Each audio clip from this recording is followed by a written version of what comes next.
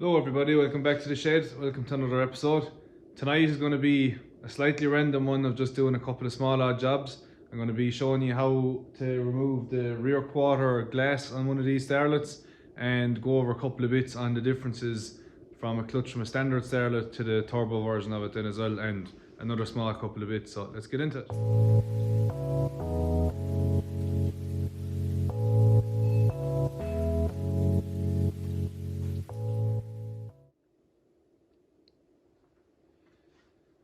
So my starlet comes with these rear pop-out windows. I don't know why I find these so cool, but I do. So they pop out like this. I was kind of worried about taking these out. Anything to do with glass I haven't really done before, and I was just afraid of my life that I'd break them. I've actually already gotten the driver's side one out, and I was just overcomplicating it. It's very, very easy. There's two fasteners holding on this bracket here, and then two 10mm bolts inside the car behind a little cover. So I'll show you all that now. We'll have it out in 2 minutes. So as I said, very easy to take these out. You got these two Phillips heads, and in these little holes up, there's one here and there's one in behind the seatbelt. You can just about see it there. Two 10mm bolts. So very, very easy. I'll say that now and then I'll break this window, but we'll pop these out.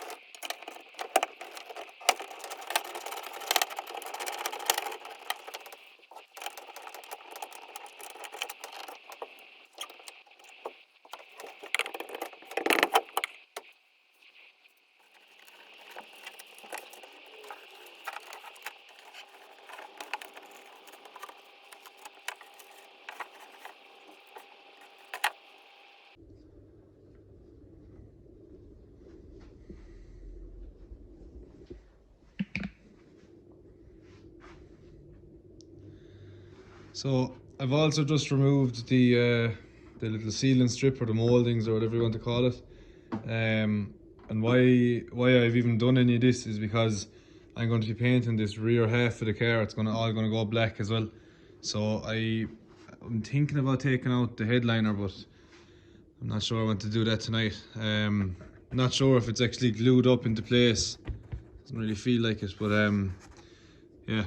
I mightn't do that tonight, but it would be nice to take it off and get the whole thing done. And I don't know how far to go with it. Should I just go to the front of the rear seat, because all the rest of it will never be seen anyway. Obviously the inside of the front doors will be painted as well at a different stage when the rest of the car is getting painted. But yeah, I think I'll probably leave it at that and maybe start cleaning out a bit of the rear and go over some of the other small few bits. So similarly enough to absolutely every other part of this car for the project so far, I've just gone too far. My intrusive thoughts win, and I just end up going for it. So we're taking down the headliner. When I took off the little moulding strips, there was these little brass brackets clipping on there, and obviously it's glued. So what it looks like to me is I have all the brackets taken off this side. I'm going to slowly go along, try and save the roof liner where possible and not do any damage to it. Release all of that glue. I have the moulding taken off for the boot. I have a part of it released here already, and it looks like a big long kind of plastic clip up along here. And same on this side then. So I'm going to pop off these little holder clips here, and what I'm thinking of doing is maybe getting it off as far as the light and just folding it back out of the way, rather than taking off everything off the front as well. So yeah, this is after happening, so we'll stay going.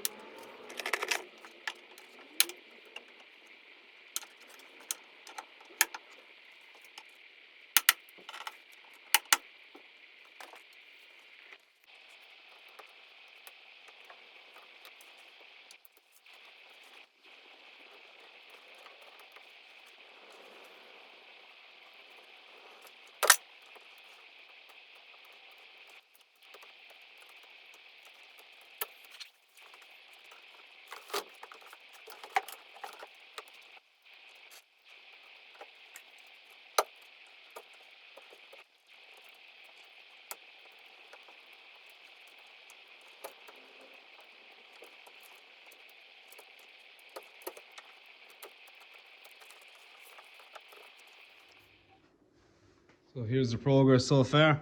Got to a point, and obviously these are little bars that are threaded through the headliner that I suppose keep it up into place. It's going to be hard to get in camera, but I tried getting yeah, you can see it here. So I tried getting a pry bar in behind this to see could it pop out, and I was just putting an awful lot of pressure on it. It seemed like it was way too much. But when you stand back and just kind of use your brain, these rotate. So if you put them towards you, pops down like that, and then you just give a bit of pressure in this way.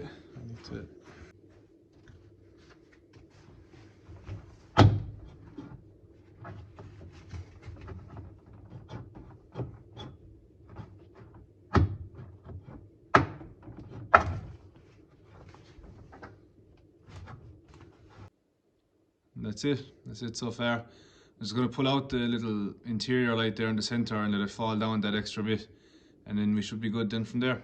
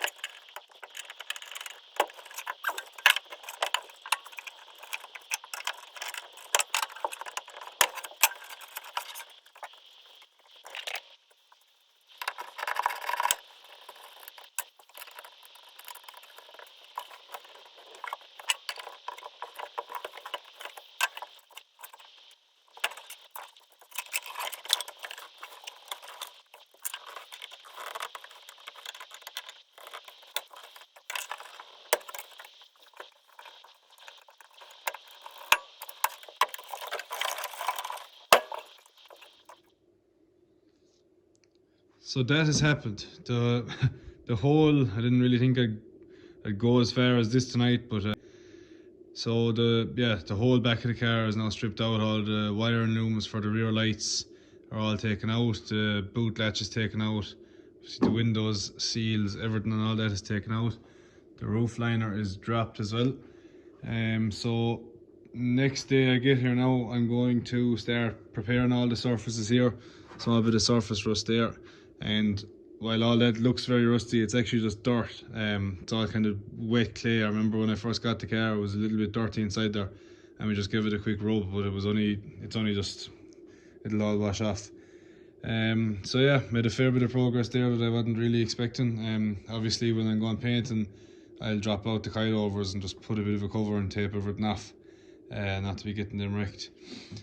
So just before I finish up and start tidying up for the night, I just wanted to show you a few bits here. I suppose first thing is this.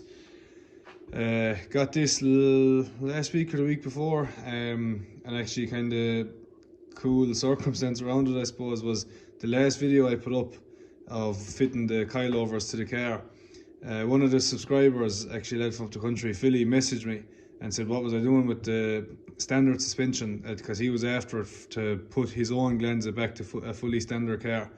And I said I was not going to be doing anything with it, that they were just going to sit. So he had a couple of parts, and he said if he came down would I be willing to trade, and I said no problem.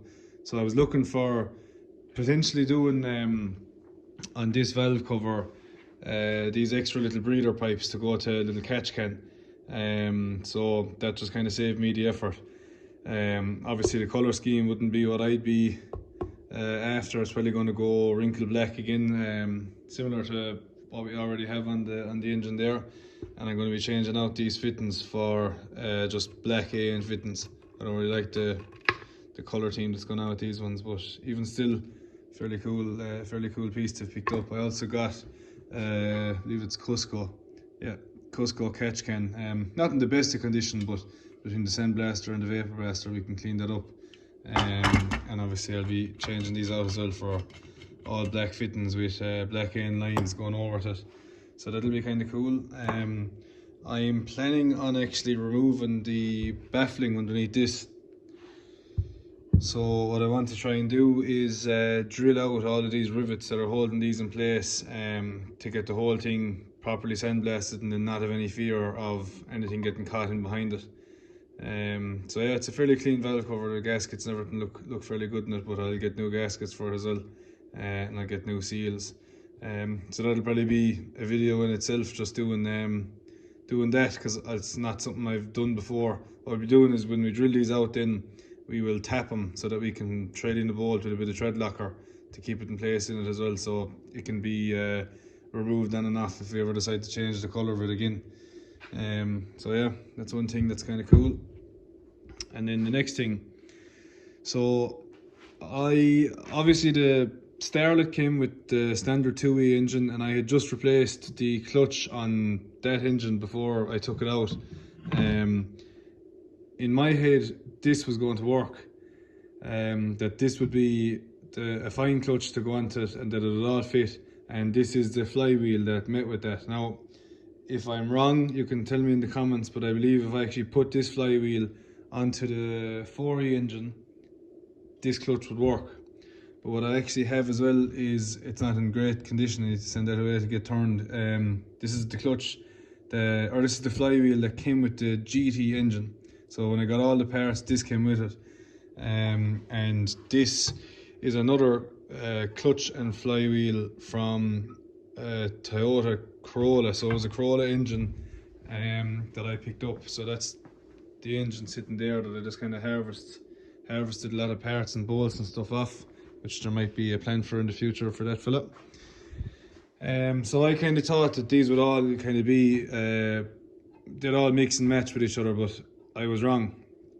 I'd done a small bit of homework on the interwebs and saw a couple of comments that the GT and Glenza flywheels are actually have a wider, I suppose, service area. So this area here for the clutch to grab, and also the dowels are in a different position. So I just said tonight that I'd have a look and see. So if I line up this top one here with that dowel, obviously you can see it's nowhere near it. And even when you take the clutch plate and sit it on, you see it's far smaller. So there is a fair difference in it. Obviously to handle the extra bit of power that the turbo engine gives, whereas you can see on the standard 2E that fits in perfect for that. I'm calling that area the surface, or the service area is just where the bite area, I suppose, where this clutch is going to be spinning against the flywheel. So yeah, if you didn't know, now you know. So I need to get this turned. I need to get a Glenza or GT clutch, and yeah, so that's another job to do. So that's everything for tonight. That's everything. Went way further than I thought I was going to go with the stripping down of the interior, but we got there. It all had to be done. It's going to give a better quality finish. I think the headliner is going to be a complete disaster to put back on, but if it is, it is, and if it doesn't work out at all, doesn't matter. We can take it down and paint the roof black, and it might look cool kind of stripped out as well. So I'm not too worried about it. Yeah, that's it. Probably a shorter video today. But thanks again for watching, thanks for the support. Very nearly at 200 subscribers as well, which is a really cool milestone for me. So if you like the videos, if you like the content, if you like starlet content and 4E engine content and anything got to do with turbo starlets, hit the like button, hit the subscribe button and follow for more. Thanks again, see you later.